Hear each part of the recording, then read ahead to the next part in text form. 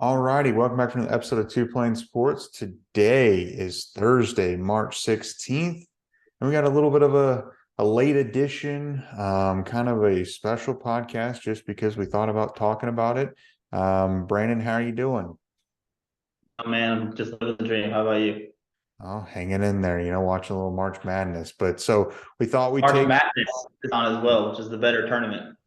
I don't know about that. I think March Madness is better than March Madness. I mean, I know you're a big Penn State fan deep down, so you like Penn State more than you do Oklahoma. I'll be at the final Saturday. Yeah. So today's episode, we're going to be talking about 2024 five-star quarterback Dylan Raiola. He released, or Hayes Fawcett released a graphic this evening about his upcoming visits and a few that he's already taken. February 25th, he was at Nebraska. March 4th, he was at USC. And then this weekend, he's at Georgia Tech / Georgia. I would imagine he's going mainly because of Georgia. And then he's got a couple more visits to Nebraska on the 23rd of March. April 22nd, and he's going to Oregon April 29th. So before we get into it, just want to say we appreciate it. We're growing. Be sure to like the video, subscribe to the channel, turn the notification bell on, follow us on Twitter, Instagram, Facebook, Apple, Spotify, and Instagram and TikTok. Excuse me. Everything's linked in the description below. And so we'll get into it. So as I said, Dylan Raiola, we felt like we needed to talk about this, that he has put out a graphic that he's visiting Nebraska 3 times in a matter of say 2 months. I think that's pretty important.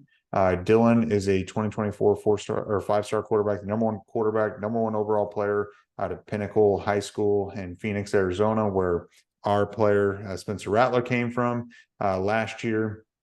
He put together the last 2 seasons, he's put together some pretty impressive years. In total, 5,776 yards, 54 touchdowns, 10 interceptions in his high school career going into his senior year. Brandon, what do you think the impact, or what is this saying about his recruitment? Is he going to be a Cornhusker? I mean, you go on his 247 page, you see crystal balls in favor of Georgia, Nebraska, USC. What do you think? Well, first and foremost, I hope he doesn't go to Southern Cal.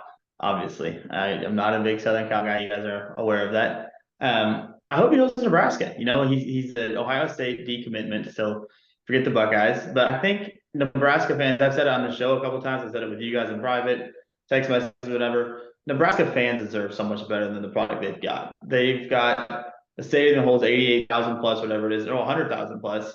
They're there every weekend. It sells out every single weekend for the past however long, and the team on the field is dog shit. I think if you get a Dylan Raiola, obviously it's going to help. He's a 5-star quarterback, as you mentioned. The dude put up ridiculous numbers. I think he had 34, 3,500 passing yards, 42 touchdowns, but he's a dual threat.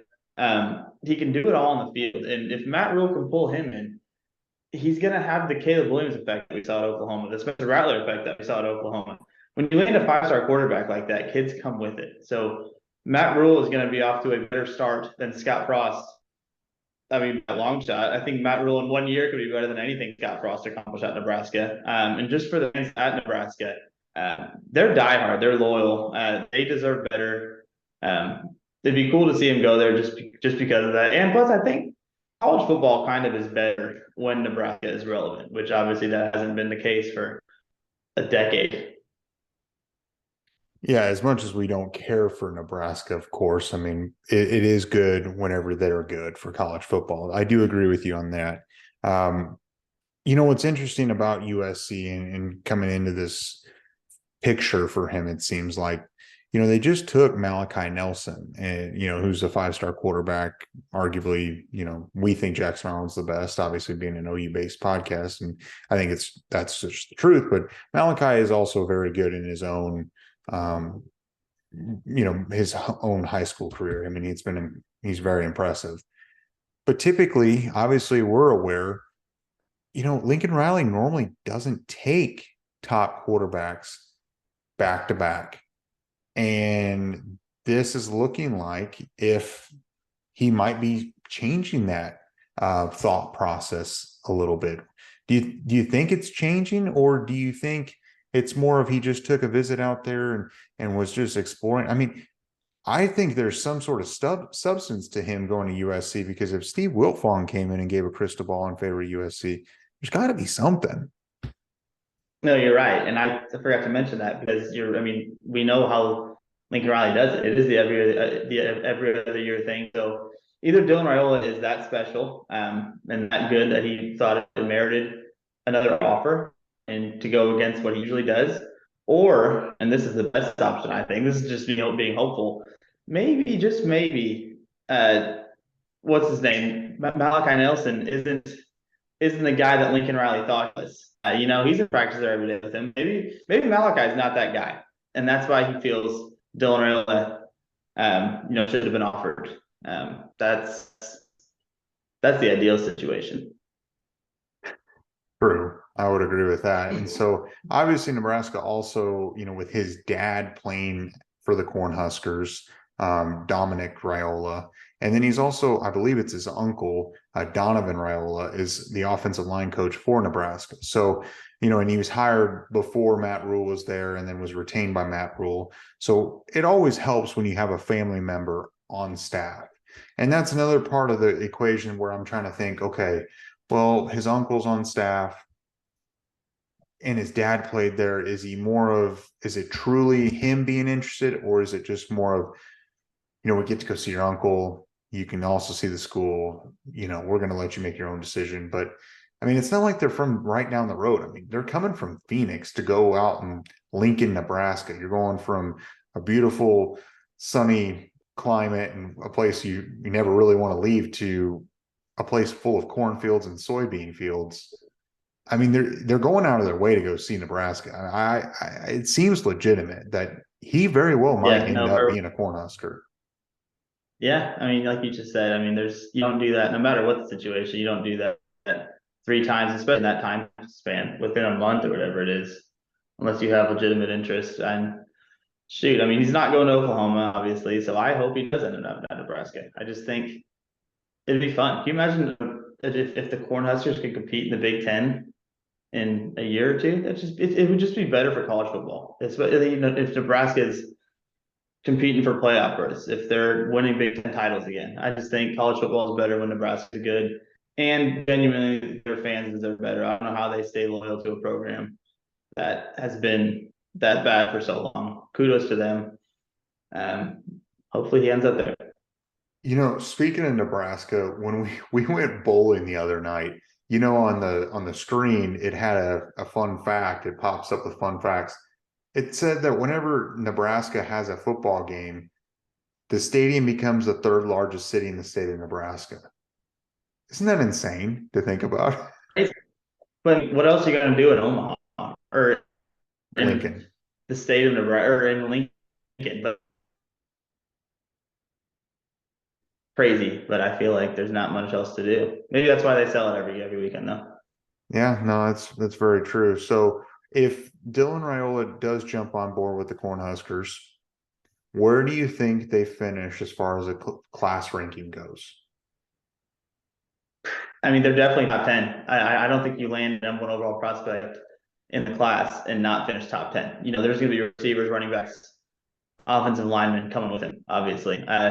Top 10 is, I think, guarantee. I would say top 5 is likely. Maybe 4 or 5. What about you?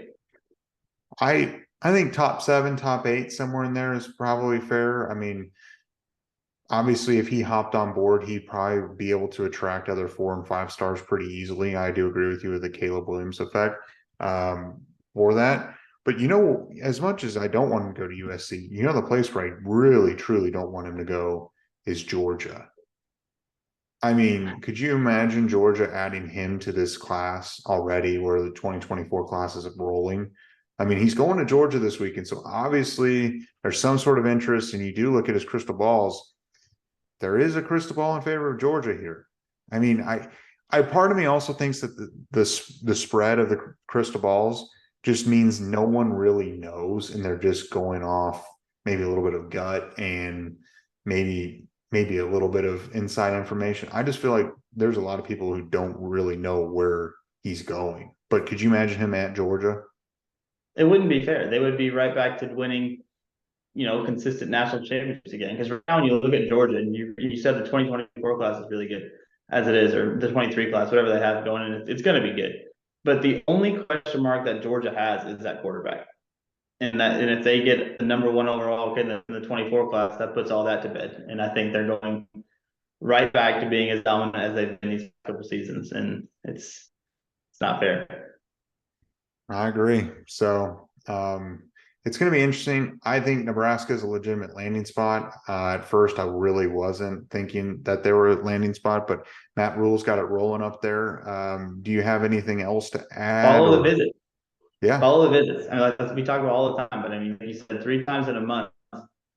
There's something going on there, and that's not all just uncle being a coach there and dad being a former player. I mean, that obviously helps, but that might get you one visit. You don't go 3 times in a month unless you seriously have interest. for sure. I would agree with you. Well, do you have any final thoughts, or do you want to do the interview challenge? No, we'll just finish it with what are your guys' thoughts on Dylan Raiola? It's a different video than what we usually do, but it's a fun conversation to have because the kid is real good, and it's just interesting to see that 3 visits lined up with Nebraska. What do you guys think about this recruitment process? Definitely. So be sure to like the video, subscribe to the channel, turn the notification bell on, follow us on Twitter, Instagram, Facebook, Apple, Spotify, and TikTok. Everything's linked in the description below. And we will catch you guys tomorrow morning. We're going to be dropping another video talking about some 5-stars visiting Oklahoma and what maybe some upcoming visits for them as well. I think we're going to be talking about 3 5-stars. So be sure to catch that, and we'll see you guys tomorrow.